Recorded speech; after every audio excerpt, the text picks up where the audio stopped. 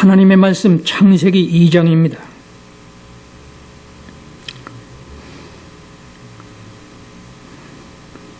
여호와 하나님이 흙으로 각종 들짐승과 공중의 각종 새를 모으시고 아담이 무엇이라고 부르나 보시려고 그것들을 그에게 이르시니 아담이 각 생물들을 부르는 것이 곧 그의 이름이 되었더라. 여호와 하나님이 아담에게 취하신 바 그 갈빗대로 여자를 만드시고 그를 아담에게로 이끌어 오시니 아담이 이르되 이는 내 뼈 중에 뼈요 살 중에 살이라. 이것을 남자에게서 취하였은즉 여자라 부르리라 하니라. 그러므로 남자가 부모를 떠나서 그 아내와 합하여 한 몸을 이룰지로다. 아담과 그의 아내 두 사람이 벌거벗었으나 부끄러워하지 아니하니라.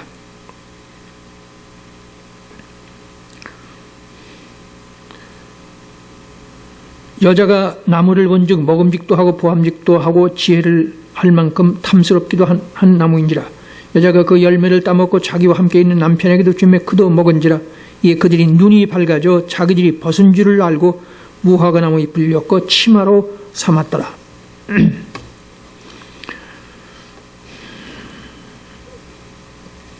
이 본문 말씀 가지고 화면에 보시는 것처럼 천국에도 가정 행복이 있다, 없다, 어떤 것이 맞다고 생각하십니까? 천국에 가서도 가정이 있다라는 가상은 뚱딴지 같은 사이비 이단 취급을 받을 수 있습니다. 이런 말은 조심스럽지만은 저 혼자 하는 것 같습니다. 그러나 묻노니 천국에 가면 모든 인간은 트랜스젠더, 즉 중성이 된다가 될 수 있습니까? 다시 말씀드립니다. 천국에 가면 가정이 없다는 말은 남자가 없어진다는 말인데 그렇게 되면은 천국에 가면 우리 모든 남자나 여자나 할 것 없이 모두 다 트랜스젠더, 중성이 되느냐? 뒤에도 다시 말씀드릴 겁니다. 동성애는 죽이라고 성경은 말씀하는데 또 먹을 것도 없는 천국을 무엇하러 가느냐 하는 얘기를 제가 들은 적이 있습니다. 가정도 없고 먹을 것도 없고 천국은 심심한 곳, 몸이 건조한 곳이냐 생각해 볼 일입니다. 요컨대 오늘의 교회가 말하는 천국은 막연하게 이를 데 없는, 예를 들어 불교의 극락보다 훨씬 더 구체적이지 않습니다. 계시록 21장 22장은 우리가 가서 누릴 천국을 아주 세세하게 가르치는데 오늘날 전 세계 교회는 천국이 어떤 곳이냐 막연하게 이를 데 없는, 구체적으로 말하면 불교의 극락보다 훨씬 더 덜 구체적이다. 즉 천국의 현실감, 입체감이 전혀 없다는 겁니다. 다시 말씀드립니다. 천국에 대한 현실감, 입체감이 전혀 없다는 겁니다.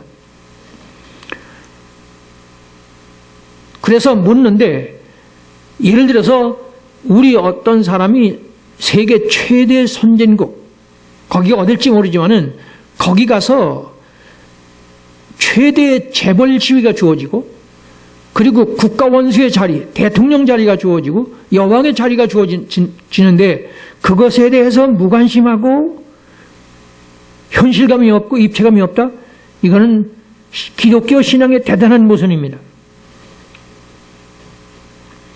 하여튼 현실로 말해서 최선진국에 가서 최고 재벌 지위를 주고 국가 원수의 자리를 준다는데 그것에 대해서 시큰둥하다면,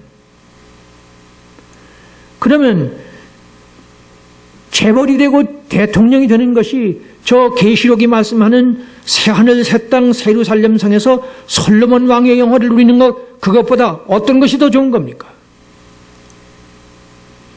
천국에 가면 가정이 없다는 말은 성경을 전혀 모르는 소리입니다. 물론 여기서 예수님의 부활 때에는 장가도 시집도 아니 간다는 말씀을 기억해야 합니다. 그러나 하나님의 능력도 성경도 알지 못한 거로 오해했도다. 그리고 죽은 자의 부활을 논할진대 하나님이 너희에게 말씀하신 바 나는 아브라함의 하나님, 이삭의 하나님, 야곱의 하나님이라 하는 말씀을 읽어보지 못했느냐.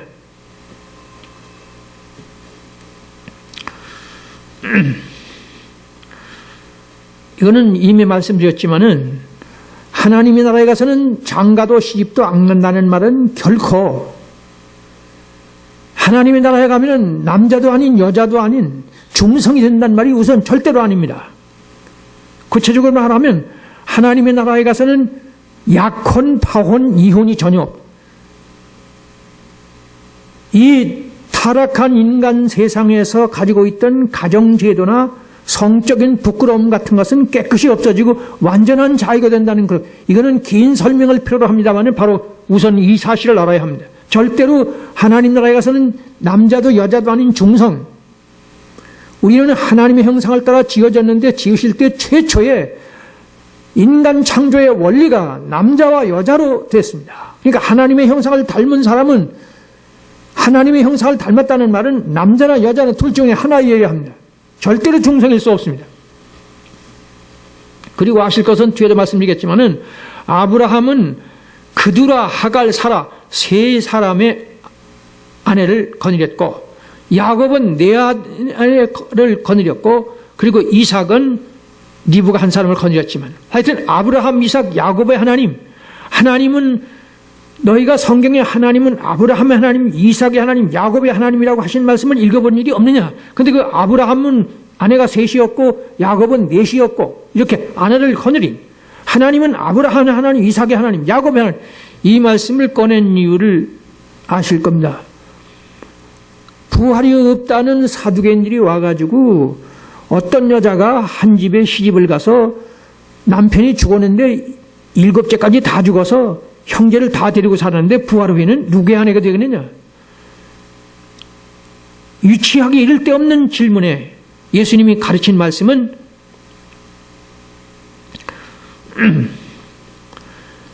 우선은 아브라함의 하나님, 이삭의 하나님, 야곱의 하나님 그거보다 더 중요한 게 있습니다. 너희가 하나님의 능력과 성경을 모르기 때문에 터무니없이 오해했다.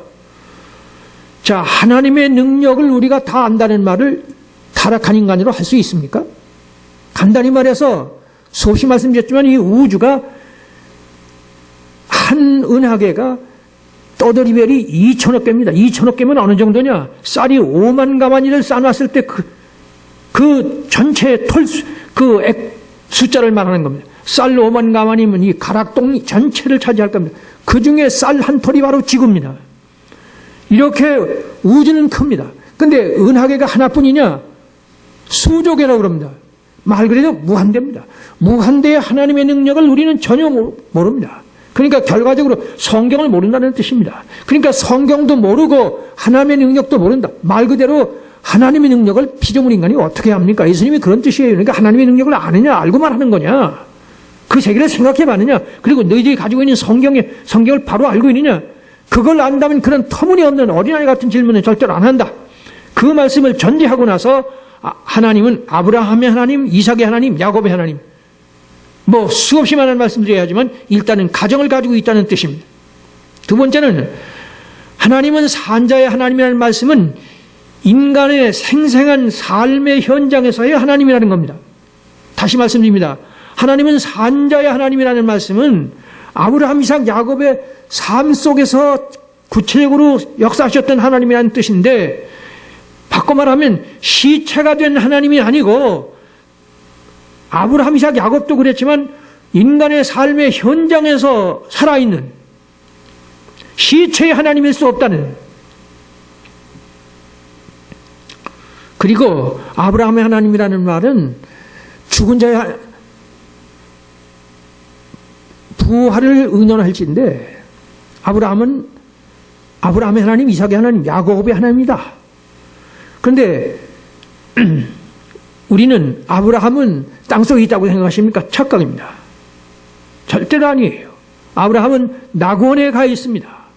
제가 그걸 제 책에는 썼습니다.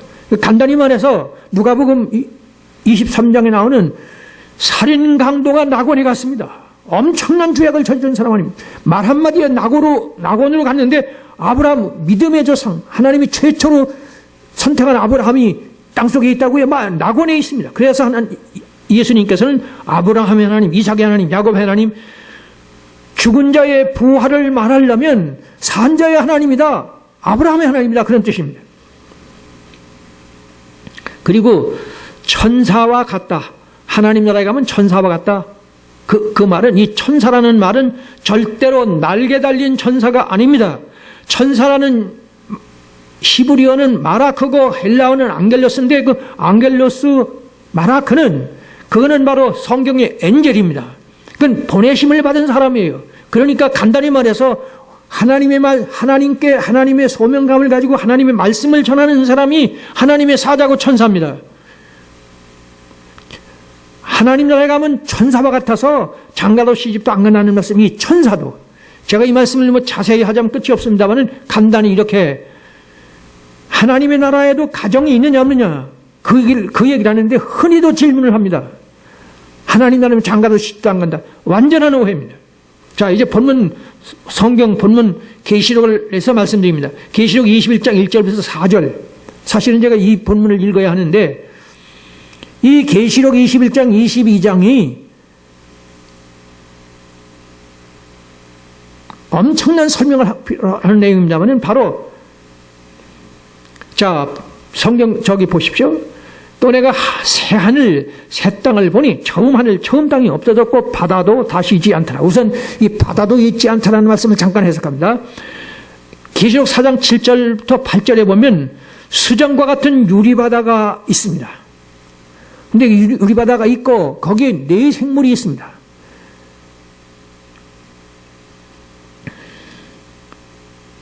이 네 생물 주위에 네 생물과 하나님의 보좌 사이에 수정과 같은 유리바다가 있다는 말은 무슨 소리냐 하면 수정과 같은 유리바다가 이게 투명하지 않습니까? 이 바다는 얼른 생겨도 건너지 못하지 않습니까? 그래서 이 기동선이 나오기 전에는 저 바다 끝에 가면 저기 낭떠러지 떨어진다는 그 기동선이 나오기 전에 이 본문이 기록되지 않습니까? 계시록에. 그러니까 수정과 같은 유리바다가 있다는 이 투명하다는 말은 하나님 앞에는 모든 죄가 드러난다는 그런 뜻이에요. 어쨌든 하나님의 보좌와 이 네 생물 인간 사이에는 유리바다가 있었는데 이 유리바다가 없어졌다는 말은 에베소 2장 10절에 보면 그는 우리의 화평이신지라 죄로 인해서 막힌 담이 없어진다는 말씀이 나옵니다. 다시 말씀드립니다. 에베소 2장 14절에 보면 그는 우리 하나님과 우리 사이에 화평이신지라 죄로 인해서 막혀버린 담이 없어졌다는 말씀 같은 거예요. 그러니까 여기 지금 새 하늘과 새 땅을 보니까 처음 하늘과 처음 땅이 없어졌는데 무엇보다도 바다가 다시 있지 않다는 말은 거룩하신 하나님과 인간 타락한 인간 사이에 완전히 죄가 없어졌다는 얘기를 이렇게 하시는 겁니다. 여기 바다가 없다는 말을 제가 많이 봤지만 이걸 이렇게 해석하는 분이 거의 없어요. 여기 바다가 없어졌다는 말은 하나님과 우리 사이에 막힌 담이 없어졌다는 얘기예요. 예수님의 십자가의 구속의 은혜에서.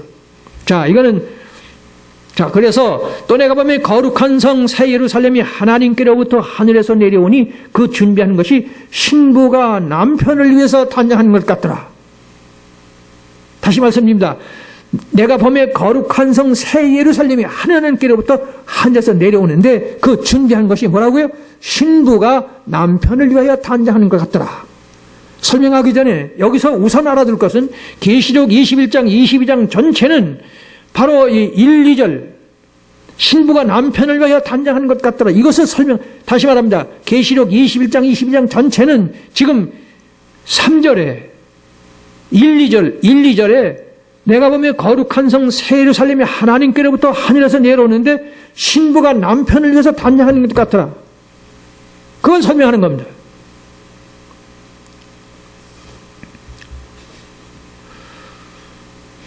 새하늘 새 땅에서 천사가 된 몸으로 세세토록 솔로몬 왕의 영화를 누리는 것이란 곧장 가정 행복의 절정, 즉 복락원, 패러다이스 리게이닝, 로스 패러다이스가 신라원이 아니라 복락원이 됐다는 뜻입니다. 자, 이런 해석을 하는 근거는 여기 남편이라는 말이 아네르라는 헬라어인데 이 아네르라는 헬라어는 남편, 사내입니다. 이 사내 놈자거든요. 그러니까 제가 이 말씀을 왜 드리냐 하면 우리가 여기 지금 신부가 남편을 위하여 단장하는 것 같다 빨간 것이죠. 저 남편을 예수님이라고 착각할까봐 제가 이 말씀드리는 겁니다. 그래서 여기 남편은 절대로 신랑이 아니에요. num피오. 그 num피오스는 신랑 신부. 근데 여기 지금 아내 남편입니다. 여기는 신랑 신부가 아니고 아내 남편이라고 말씀하고 있습니다. 그래서 이 남편이라는 말씀이 아내인데 아내려는 남편이고 남자고 사내 넘자 아시죠? 예수님이 어떻게 사내 예수님에게 거룩하신 하나님 어떻게 사내라는 용어를 붙일 수가 있습니까?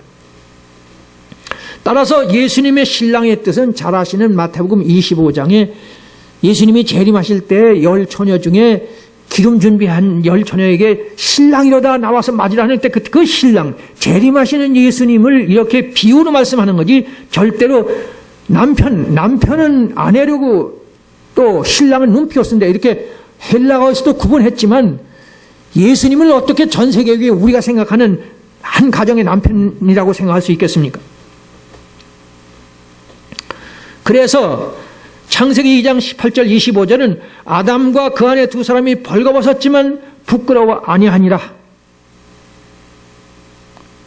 결론적으로 창세기 1장 2장에 하나님의 창조 사역의 최종의 완성은 아담 하와의 가정 행복이라고 명백히 말씀드립니다. 창세기 1장부터 2장 마지막 오늘 제가 읽어드린 이 말씀인데 이 천지 만물을 하늘을 지으시고 땅을 지으시고 온갖 천지 만물을 다 지으시고 마지막 창조가 뭐냐 하면 바로 아담 하와의 가정입니다. 그러니까 모든 우주 만물은 바로 아담 하와의 가정을 위해서 창조하셨다는 말씀이 바로 창세기 1, 2장입니다. 자, 이제 3, 4절입니다. 내가 들으니 보라 하나님의 장막이 사람들과 함께 있음에 하나님이 그들과 함께 계시니 그들은 하나님의 백성이 되고 하나님은 친히 그들과 함께 계셔서 모든 눈물을 그 눈에서 닦아주시니 다시는 사망이 없고 애통하는 것, 곡하는 것, 아픈 것이 다시 있지 아니하리니 처음 것들이 다 지나갔습니다. 여기서 사망이나 애통하는 것이나 곡하는 것이나 아픈 것이란 세상에서의 가정, 이 지금 죄악 세상에서의 가정에 가지 많은 나무에 바람달 날 없었던 인생고를 말합니다. 생활고를 말합니다. 불교에서 말하는 생로병사를 말합니다. 그리고 고해라는 말 설명하면 길죠. 하여튼 불교는 인간을 고해로 봤습니다. 망망대해의 가랑잎 같은 조각배가 언제 뒤집어질지 모르는, 그나마도 빨리 뒤집어지지도 않는 그런 것을 여기 지금 사망이나 애통하는 것이나 곡하는 것이나 아픈 것이란 그런 뜻입니다. 그런 것이 다 지나갔다는 거예요. 특히 하나님의 장막이라는 말씀이 나오지 않습니까? 이 장막은 가정이라는 뜻입니다. 거주하는 뜻입니다. 거처한다는 뜻입니다. 하나님께서 인간들과 한 지붕 아래에 거하신다는 뜻입니다. 이게 하나님의 장막이라는 말씀이 바로 그런 뜻입니다. 즉 한 가정에 하나님께서 한 가정에 가장이 되어 주시겠다는 선언입니다. 왜냐하면 앞서 말한 바다도 다시 있지 않더라. 하나님과 우리 사이에 가로막혔던 죄악의 담이 완전히 없어져 버렸기 때문에 이 하나님의 장막이 사람들과 함께 있다는 말씀은 하나님께서 인간들과 한 지붕 속에 살아주시겠다는 뜻이에요. 바꿔 말하면 가장이 되어 주시겠다는 겁니다. 왜 그렇다고요? 하나님과 우리 사이에 바다가 없어졌기 때문에. 따라서 지구 전체가 안온하고 행복한 가정 환경으로 되어버린다는 선언입니다. 다시 말합니다. 지구 전체가 온 우주가 가정 환경으로 바뀐다는 뜻입니다. 왜냐하면 하나님께서는 시공간을 완전히 초월하신 전지전능 무소부재의 아버지 하나님이시기 때문에 그렇습니다.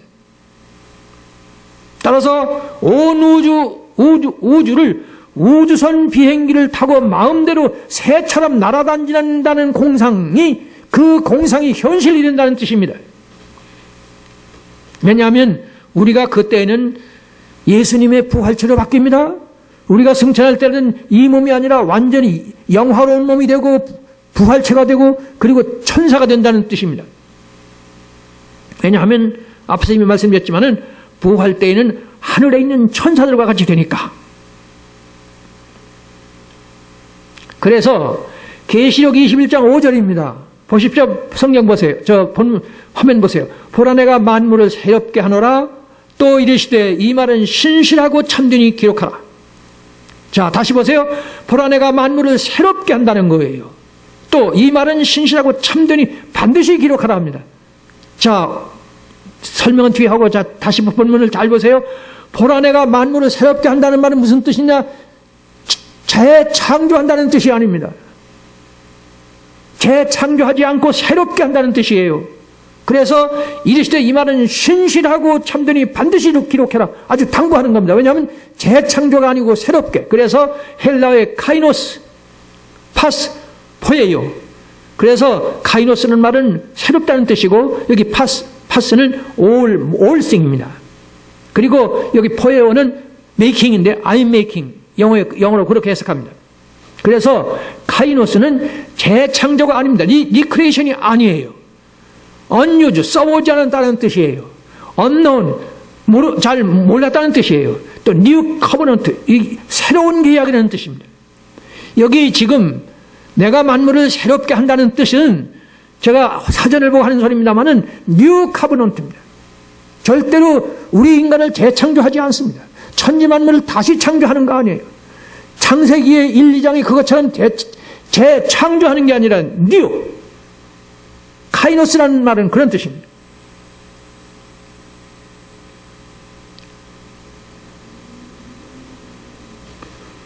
다시 말하면 제가 이 말씀을 왜 이 카이노스, 이 새롭다는 말씀을 왜 강조하느냐 하면 태초에 가정을 창조했으니까 하나님 나라에서 새로워질지언정 우리가 여자도 아니고 남자도 아니고 중성이 된다는 말은 절대로 성경을 바로 아는 사람은 입에 담지도 못할 소리입니다.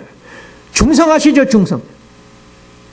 요새 동성애가 얼마나 무서운 죄악인지 아시죠? 얼마나 무서운 사단의 계략인지 아시죠? 그래서 새롭게 된 세상이 어떤 세상이냐? 이새의 줄기에서 한 싹이 나고 그 뿌리에서 한 가지가 나서 결실할 것이요. 그때 이리가 어린 양과 함께 살며 표범이 어린 염소와 함께 눕고 송아지와 어린 사자와 살찐 짐승이 함께 있어서 어린아이에게 끌려다니고 암소와 곰이 함께 먹고 그것들의 새끼가 함께 엎드리고 사자가 소처럼 푹을 먹고 젖먹는 아이가 독사의 구멍에서 장난하며 젖된 어린아이가 독사의 굴에 손을 넣을 것이다. 자, 이것이 새롭게 된 세상은 지금 이사야서에서 여기서 이새의 줄기에서 한 싹이 난다는 말은 예수 메시아를 말하는 것 아닙니까? 그렇게 되면 어떻게 되냐? 이리가 어린 양과 함께 논다는 거예요. 다시 말하면 범죄한 인간은 가인이 동생을 때려 죽이지 않습니까? 범죄한 인간은 싸워서 문제입니다. 부부가 싸우고 교회가 싸우고 이웃이 싸우고 나라끼리 싸우고 여당이 싸우고 인간은 화목하면 이 지구를 에덴 동산 만들 수 있어요. 여기 지금 이사야 11장 9절부터 10절 여기 지금 젖된 젖먹는 어린아이가 독사의 구멍에 손을 넣고 젖된 어린아이가 독사의 구멍에서 장난한다는 말은 무슨 소리냐? 일체의 악이 없다는 뜻이에요. 여기서 이런 세상에서 행복한 가정, 상상의 상상을 해도 다 표현을 할 수가 없죠. 자,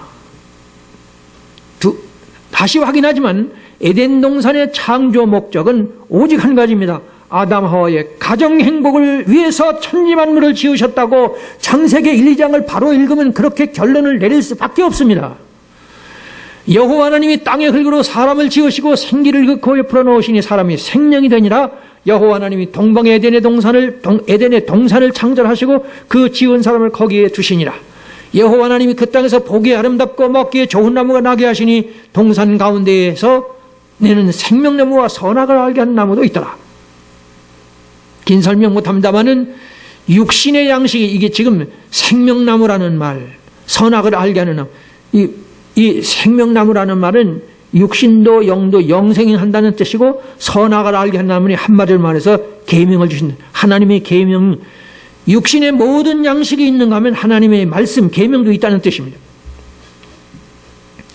하나님의 창조 사역의 완성은 아담 하와의 가정의 완성이라는 거 앞에서 이미 말씀드렸습니다. 즉 이러므로 남자가 부모를 떠나서 그의 아내와 합하여 둘이 한 몸을 이룰지라. 아담 하와 두 사람이 벌거벗었지만 부끄러워 아니하니라.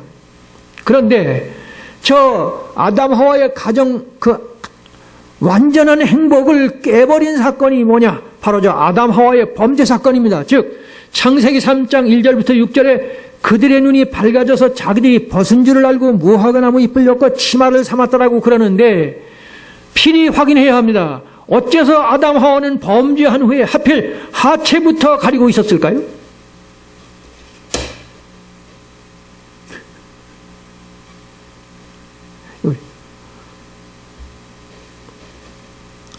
재혼의 여지 없이 인간의 정체성의 근본과 삶, 행복의 조건은 가정이기 때문에 그렇습니다. 아담 하와가 범죄하고 난 다음에 입으로 먹었으니까 입을 가려야 되지 않습니까? 아니면 얼굴이라도 가려야 되지 않습니까? 왜 하체를 가렸느냐고요? 인간의 가정은 남녀 결합에서 오는데 그것이 가장 신성하고 거룩하고 그리고 핵심 생명과 같은 것이기 때문에 범죄한 인간은 그걸 누릴 때 부끄럽다는 뜻이에요. 하나님 나라에서는 그것이 완전한 자유를 누립니다. 예수님께서는 너희가 내 말이라고 하면 나의 참제자가 될 것이고 진리를 알지니 진리가 너희를 자유케 한다는 게 진리가 너희를 자유케 한다는 말은 여기 지금 범죄한 아담 하와가 부끄러워 하체를 가린 것도 없어진다는 뜻입니다. 벌거벗었지만 부끄러워 아니하니라는 그 자유도 속합니다. 이 얘기를 하려면 긴 설명이 필요합니다만은 바로 다시 말합니다. 범죄한 아담 하와가 제일 먼저 입을 가리지 않고 얼굴을 다른 하체를 왜 가렸느냐 그 말이에요.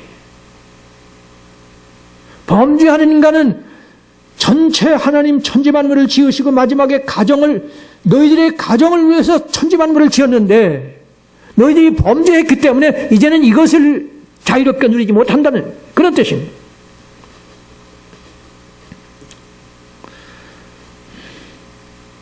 그래서 여호와 하나님의 번제신 예수 메시아 십자가는 나신이었습니다. 벗을 나자죠. 예수님은 십자가에 보면 거기 이렇게 하체를 가린 그림이 보통 있죠. 사실은 발가벗겨 죽으셨습니다. 그런 뜻입니다. 따라서 필요할 것은 저 십자가는 아담 하와의 원죄까지 소멸시킨 사건이라는 것. 다시 말합니다. 저 십자가는 아담 하와의 원죄까지 소멸시킨 사건이에요. 따라서 성도들의 가정은 예수 그리스도의 대속의 은혜를 완전히 누리는 사람은 가정이 원상 회복된 겁니다. 따라서 하나님의 사람들은 무엇보다도 세상 사람들에게 윤리 도덕적인 빛과 소금이 되기 전에 행복한 가정을 가지고 세상에 빛을 발해야 합니다. 왜냐하면 원죄가 없어졌으니까.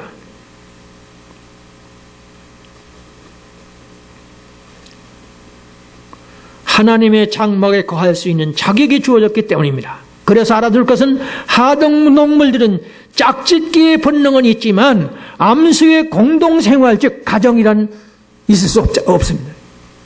왜냐하면 필요치 않으니까. 한편 그래서 인간만이 아담의 갈빗대로 창조되죠. 아담의 갈빗대로 하와가 창조되지 않습니까? 그게 한 몸이라는 뜻이죠. 가정의 중요성을 말하는 겁니다.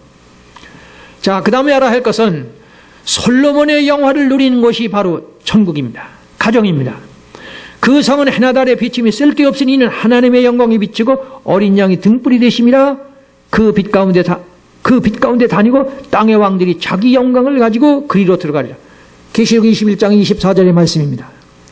이 말씀은 계시록 21장 22장의 새하늘 새 땅에서 천사가 된 몸으로 세세토록 솔로몬 왕의 영화를 누리는 것. 계시록 21장 22장에 그 성은 해나 달의 비침이 쓸데없다. 왜냐하면 하나님의 영광이 비치고 어린 양의 등불이 되시기입니다. 만국이 그 빛 가운데로 다니고 이방인 그 따위가 있을 수가 없다. 땅의 왕들이 자기 영광을 가지고 들어온다는 거예요. 땅의 왕들, 간단히 말해서 솔로몬 왕이 영화를 누린다는 뜻이고 동령의 진시황의 영화를 누리는 것이 바로 저 새하늘 새땅 예루살렘 성인데 거기에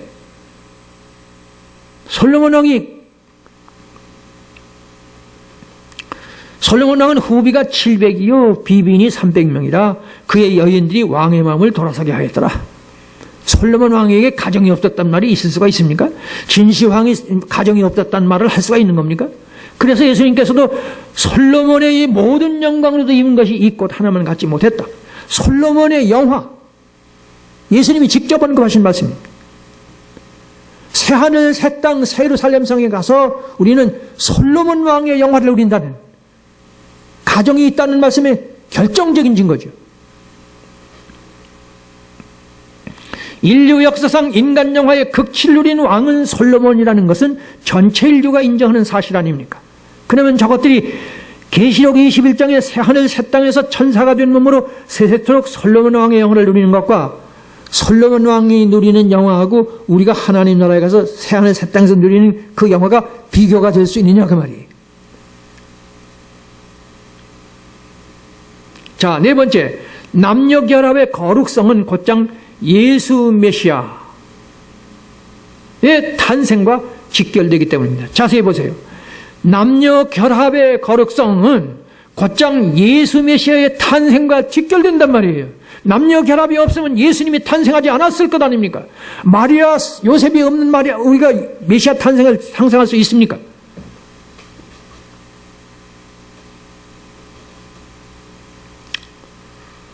즉 예수 메시아께서 산업오면 인자로서 탄생하심에 있어서 유일한 수단이 바로 요셉과 마리아 아닙니까? 가정 아닙니까? 그래서 마태복음 1장 3절은 유다는 다말에게서 베레스와 세라를 낳고 그런 말씀을 하십니다. 마태복음, 누가복음 계속해서 말씀하십니다만 그 중에 특별히 유다는 다말에게서 베레스와 세라를 낳았다는 이 말씀 배경 잘 보셔야 합니다. 자, 창세기 38장 1절부터 3절인데 오나니 그 씨가 자기 것이 되지 않을 것을 알므로 형수에게 들어갔을 때에 그의 형에게 씨를 주지 아니하려고 땅에 설정하며 그 일이 여호와가 보시기에 악함으로 여호와께서 그를 죽이셨다. 자, 창세기 38장 1절부터 3절의 말씀인데 얘기하면 길고 이 야곱의 넷째 아들 유다는 여러분들 아시는 것처럼 그 혈통에서 바로 예수 메시아가 탄생하셨지 않습니까? 근데 이 예수 메시아가 탄생한 바로 그 유다 지파가 베레스와 셀라인데 유다가 베레스와 셀라를 쌍둥이를 낳았는데 이 쌍둥이가 탄생하는 내용이 창세기 38장 1절부터 3절인데 잘 아시는 것처럼 이 유다가 엘이라는 아들, 오난이라는 아들, 셀라라는 아들이 있는데 엘은 잘못해서 왜 죽었는지 이유는 없습니다만 죽었다고 되어 있고 오난은 이스라엘 유대민족의 전통에 의해서 형이 죽었기 때문에 형수와 함께 살아야 되는데 그것에서 하지 않으려고 지금으로 말하면 피임을 했다는 뜻이에요. 그래서 죽였다는 거예요. 자, 그래서 지금 그 유다가 자기 이 자부, 며느리인 다말을 친정에 가 있으라고 그랬습니다. 그런데 어떤 날 이 유다도 자기 아내가 죽었기 때문에 어딜 갔다가 이 유다의 자부인 다말이 시아버지를 유혹해서 이 창녀로 가장을 하고 시아버지를 유혹해서 그래서 잠자리를 해서 거기서 탄생한 아이가 베레스와 셀라입니다. 바로 그렇게 해서 다른 12지파 중에 유다지파에서 나왔는데 이 유다지파가 자기의 아내는 죽고 지금 자부와 동침해서 베레스와 셀라를 낳았다.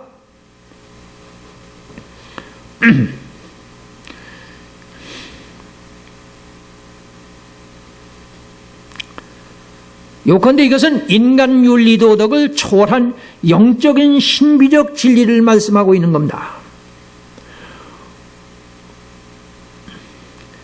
오난이 땅에 설정함에 그 일이 여호와 보시기에 악했기 때문에 여호와께서 그를 죽이셨다는 겁니다. 그러나 시아버지 유다와 자부 다말의 남녀 결합의 결과 베레스와 셀라는 예수 메시아의 축복의 혈통이 되고 있었죠. 이는 우리 인간의 윤리도덕적 상식을 화들짝 놀랄 만큼 깜짝 놀랄 만큼 뛰어넘는 말씀이라는 겁니다. 다시 말합니다. 우리 인간의 윤리도덕적 상식을 깜짝 놀랄 만큼 뛰어넘는 말씀이라는 겁니다. 왜냐하면 피임기구를 사용한 사건은 죽여버리고 오늘날로 말하면 이 오난이 피임경으로 사고한 것 같아요. 땅에 설정했다는 말은. 그런데 그거는 죽이고 시아버지가 자부 다말과 동침한 이것은 축복의 예수 메시아의 혈통이 됐다는 거예요. 왜 그러냐? 남녀의 성적 결합은 하나님의 거룩한 분야라는 겁니다. 인간 윤리 도덕을 초월할 만큼 시아버지와 자부가 이거는 이 2000년 기독교 역사에서 거의 쉬쉬했죠. 무슨 얘기인지 잘 모르니까. 그래서 제가 다시 말씀드리는데 남녀의 성적 결합은 하나님의 거룩한 분야라는 귀띔입니다. 첫째, 남녀의 결합의 한 가정은 천하보다 귀한 생명이 탄생되는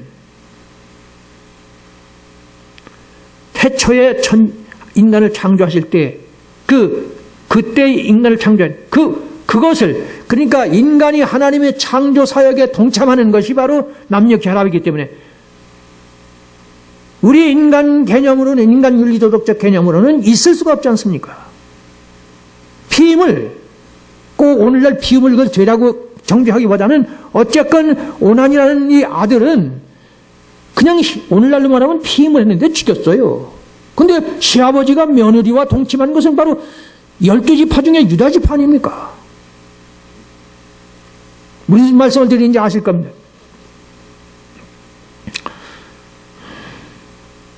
그래서 Holy of Holiness, 이 성소를 영어로 그렸죠. Holy of Holiness.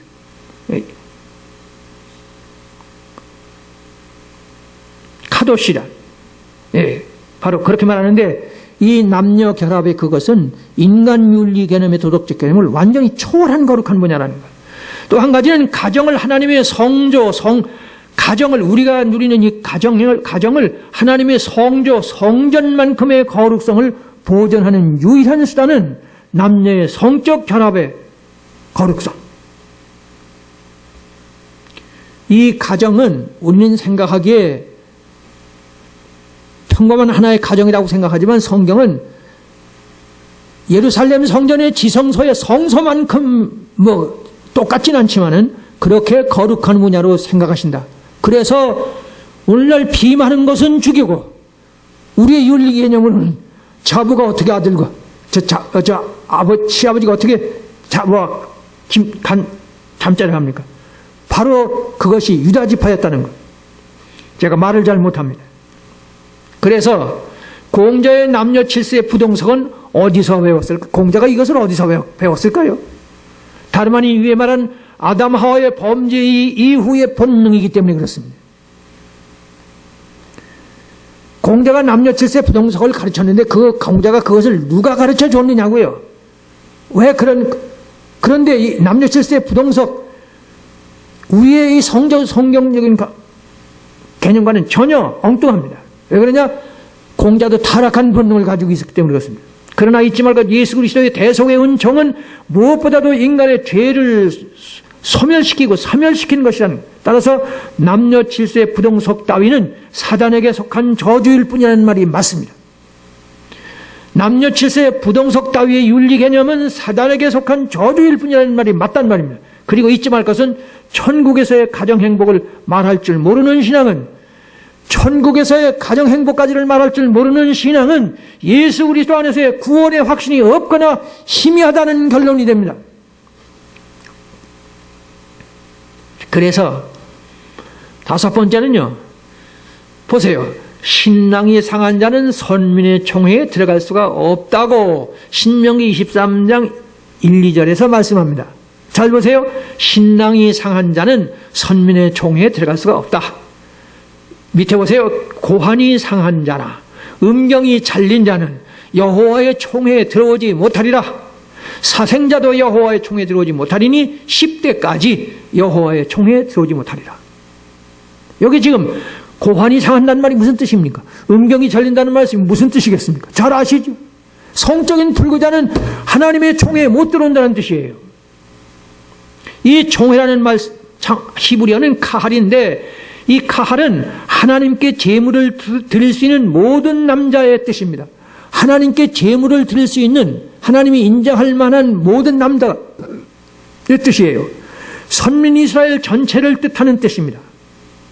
그런데 고환이 상한 자, 음경이 잘린 자, 요컨대 성적인 불구자는 선민의 자격이 없다는 선언입니다. 쉽게 말하면 남녀 결혼의 가정을 이루지 못할 자는 선민의 자격도 상실한다는 뜻입니다. 이 말씀을 반박할 사람이 있을까요?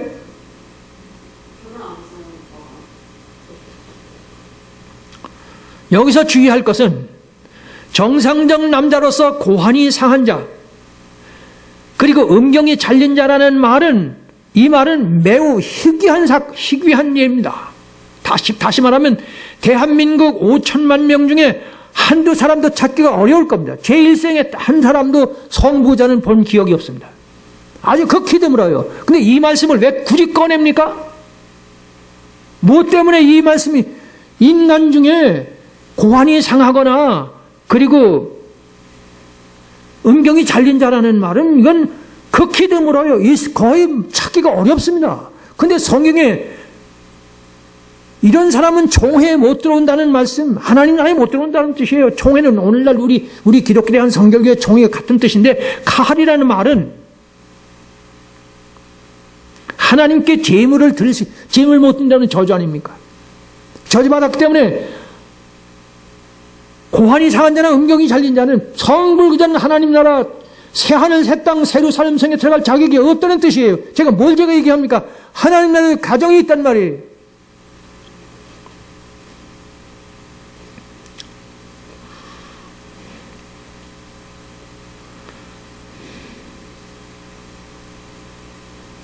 그래서 사생자도 말씀하고 있는데, 사생자는 남자나 여자가 외도를 해서 바람을 피워서 생겨난 비정상적 자녀이기 때문입니다. 하나님께서 허락하신 신성하고 거룩한 정의 질서를 파괴하면 하나님이 태초에 만드신 천지만물의 결론적으로 맨 마지막에 남자 여자를 창조하시고 벌거벗었지만 부끄러워 아니한다, 자유를 주신 거 아닙니까? 이것을 건드리면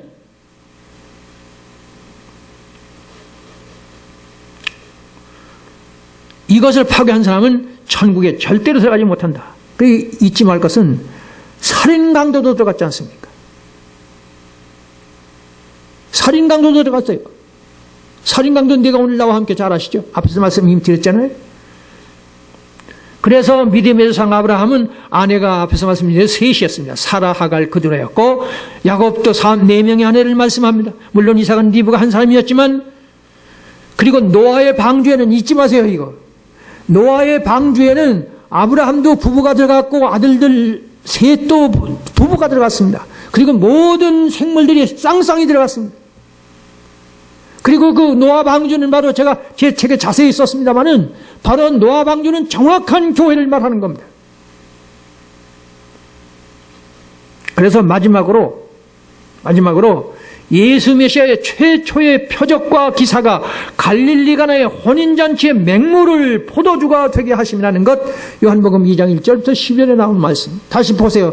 설명하기 전에 예수 메시아의 최초의 표적 기사, 예수님께서 메시아로서의 최초의 표적 기사가 하시는데, 갈릴리 가나의 혼인잔치, 남자와 여자가 남녀 성적인 결합을 위해서 가정이 이루어지는 것에 가서 표적과 기사를 행하셨다는 겁니다. 그래서 예수께서 이 첫 표적을 갈릴리 가나에서 행하여 그의 영광을 나타내심에 제자들이 그를 믿었다. 다시 말합니다마는 인류의 메시아로서의 최초의 표적 기사를 하필 남녀 성적인 결합의 결혼식장 현장에서 가정이 탄생하는 현장이었다는 것, 이거 함부로 지나치면 안 됩니다. 특히 포도주는 맹물을 가지고 포도주를 만드셨는데 어디까지나 인간들의 육신의 흥을 돋우는 일입니다.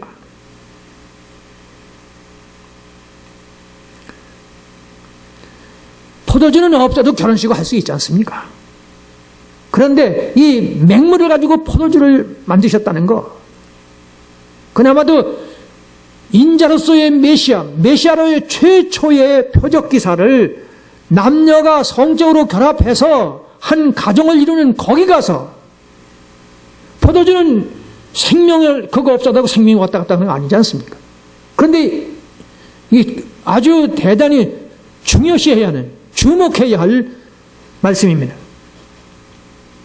무엇보다도 표적 기사를 구하는 바리새인들에게, 바리새인들과 서기관들이 와가지고 예수님을 만나서 예수님 우리에게 표적을 보여달라고 하니까 예수님 뭐라고 그러시죠?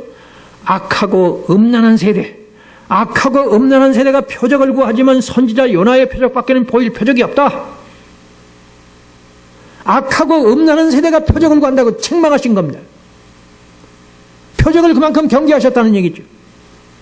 또한 평소에도 엄히 경고하셨습니다. 경계가 아니고 경고하시사 이르시되 아무에게도 아무 말도 말고 가서 네 몸을 제사장에게 보이고 모세에게 명한 것을 드려 그들에게 입증하라.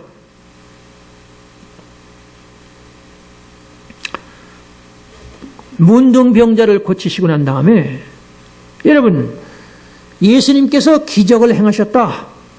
사람들이 놀라니까 복음 전하는데 성령의 역사에 의해서 죽을 사람이 살아나고 문둥이가 깨끗해지고 그리고 안전병이 일어나는 속이 눈을 뜨는 거 구약에 예언된 것 아닙니까? 그러니까 메시아로서 그 표적을 행하시는 거예요. 그럼 많이 전해져야 예수님의 전하는 메시지가 전해질 것 아닙니까? 근데 이것을 엄히 경계하시고 경고한다는 거예요.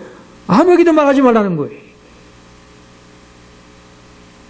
9장 27절, 마태복음 9장 27절, 23절에도 두 소경이 소리 지르면서 다윗의 자손이여 우리를 불쌍히 여기소서. 그래서 이 소경들을 고쳐주셨지 않습니까? 거기서도 마찬가지로 문둥이뿐만 아니라 소경을 고치고 나서도 엄히 경계하시면서 누구에게도 말하지 말라. 제가 이 말씀을 왜 강조하느냐 하면 예수님께서 이 표적과 기사를 엄청나게 행하셨지만 그것이 퍼져갈까 봐 아주 경계하고 경고하셨다는 거예요. 그런데 제가 왜 이 말씀을 드립니까?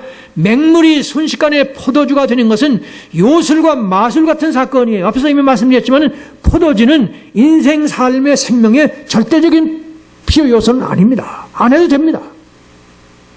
그 맹물로 포도주 하는 건 그건 마술 요술 같은 얘기예요. 그걸 왜 하셨습니까? 가정의 중요성을 강조하신 내용이에요.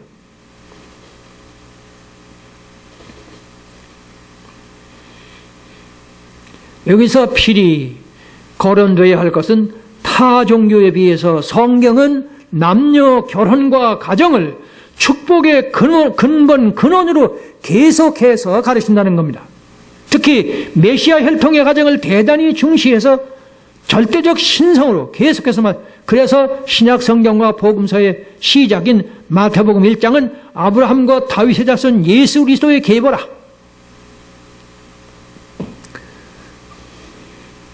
(42대를) 말하죠. 여기 계보라는 말이 무슨 소리입니까? 남녀가 결합해서 한 생명이 태어나는 그 얘기를 하는 거 아닙니까? 그래서 가정이 없는 혈통은 없습니다. 가정이 없는 예수 그리스도의 계보는 없어요.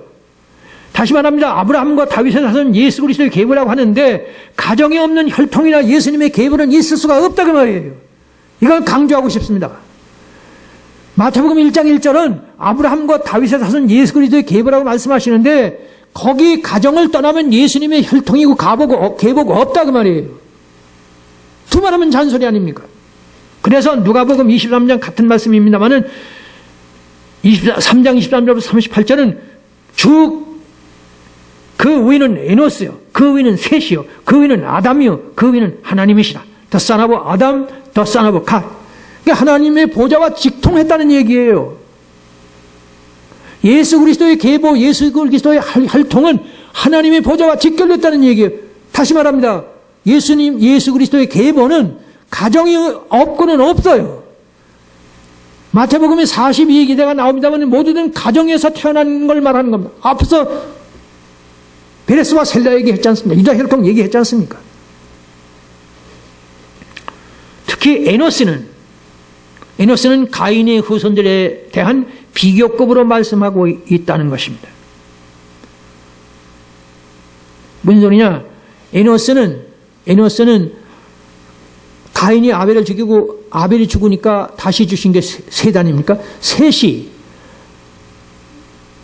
아벨 대신 하나님이 주신 셋이 아들 낳고 이름을 에노시라고 합니다.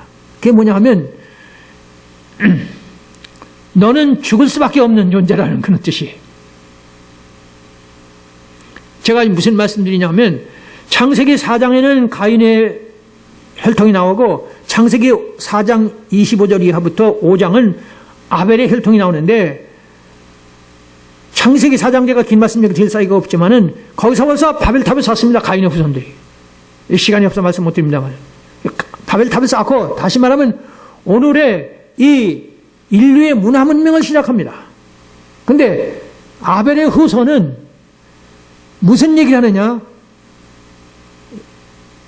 셋이 아들 낳고 이름을 에노스라고 했다는 거예요. 그 에노스라는 말은 무슨 말이냐?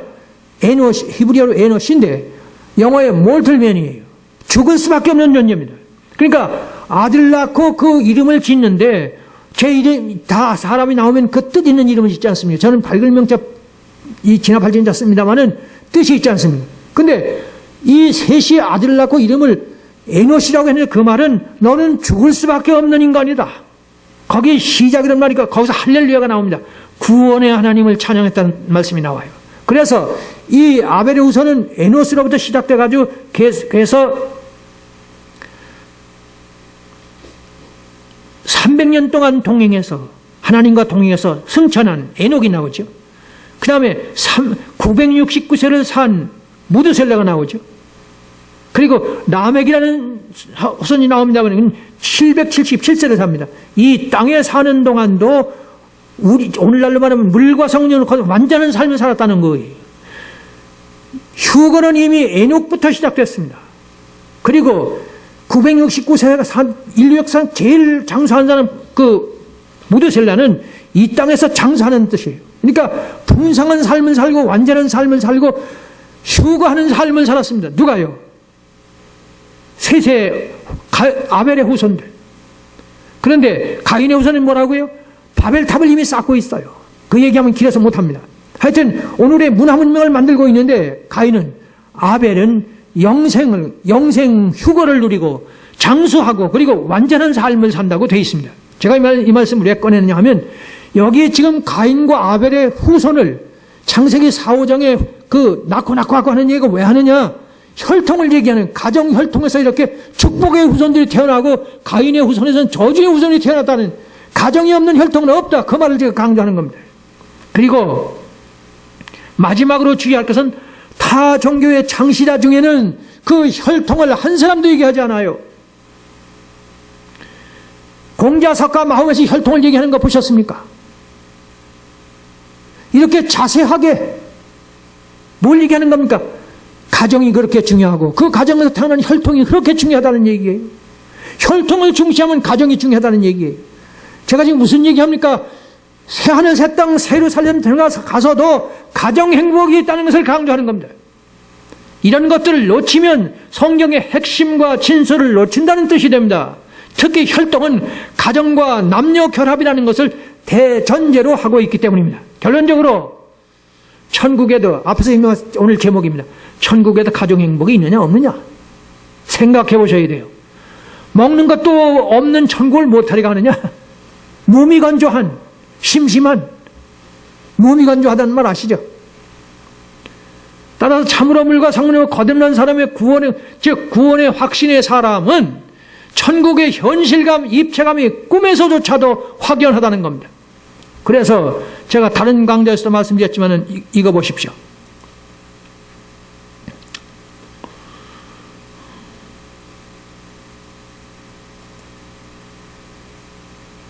랜디 알콘이라는 사람입니다. 이 사람이 EPM, Eternal Perspective Ministry, 그 천국 투시목회, 영어에서 EPM 그 요약해서 그럽니다. 천국, 하늘나라를 투시하는 목회를 하는 사람입니다. 이분이 뭐라 그러냐? 그 책, 해분이라는 책이, 두꺼운 책이 나와 있습니다만, 보시면 참 좋습니다. 제가 말하는 것보다 훨씬 더 이 천국의 현실, 거기 그 사람도 말하기를, 랜디 알콘이라는 사람도 말하기를, 천국에도 가정이 있다는 말을 합니다. 저 혼자 이런 얘기를 하는 거 아니에요. 그래서 뭐라고 말하냐? 우리의 부활한 몸입니다. 부활한 미각을 가질 것이다. 그러니까 미각. 새하늘 새 땅에서 먹는 음식은 우리가 이 땅에서 먹던 그 어떤 음식과는 나도 비교급이 없을 만큼 맛이 있다. 왜냐하면 영생을 가능케 하는 음식들이기 때문이다. 육신만을 위한 요리와 비교할 수 있겠는가? 특히 우리 모든 범죄와 함께 혀와 미각이 망가졌다. 범죄로 말미암아 우리의 혀와 미각이 망가졌답니다. 따라서 우리가 지금까지 먹어본 것 중에 가장 맛있는 음식도, 최고로 맛있는 음식도 새하늘 새 땅 새로 살면서 새해토록 왕노릇의 그것과는 비교급이 못 된다.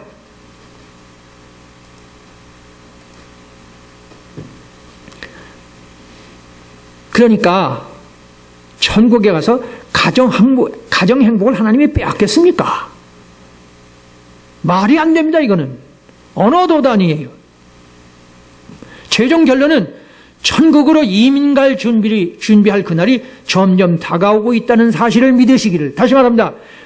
천국으로 이민 갈 날이 점점 다가오고 있다는 걸 믿으시기 바랍니다. 따라서 전 인류의 오늘의 국제정세는 3차 대전이, 즉 아마겟돈 전쟁의 전운이 점점 짙어가고 있습니다. 이 말을 하면 끝이 없지 않습니까?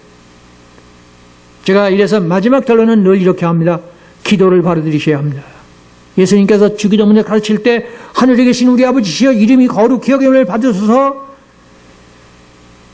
스데반처럼 돌에 맞아 죽어가면서도 천사의 얼굴을 변치 않게 해소서, 그런 기도를 드리라는 게 왜 그러냐? 나라가 임하시기 때문입니다. 저 계시록 21장 22장이 너희들의 현실로 되는 날이 온다는 그걸 확인하라는 거예요. 그리고 사도신경은 저리로서 산 자와 죽은 자를 심판하라고 하십니다. 기도를 바로 드리면 성경이 눈에 들어옵니다. 성경이 눈에 들어오는 사람은 그 누구도 새하늘 새 땅 새로 사는 계시록 21장 22장에는 가정이 없다는 말을 절대로 할 수 없습니다. 그래서 제가 처음으로 다시 돌아갑니다. 새하늘 새 땅을 보니 처음 하늘과 처음 땅이 없어졌고 바다도 다시 있지 않더라. 내가 보면 거룩한 성 새 예루살렘이 하나님께로부터 하늘에서 내려오는데 그 준비한 것이 신부가 남편을 위해서 단장한 것 같더라. 계시록 21장 22장은 바로 신부가 남편을 위하여 단장하는 것, 그것을 해석한 내용입니다. 기도드립니다.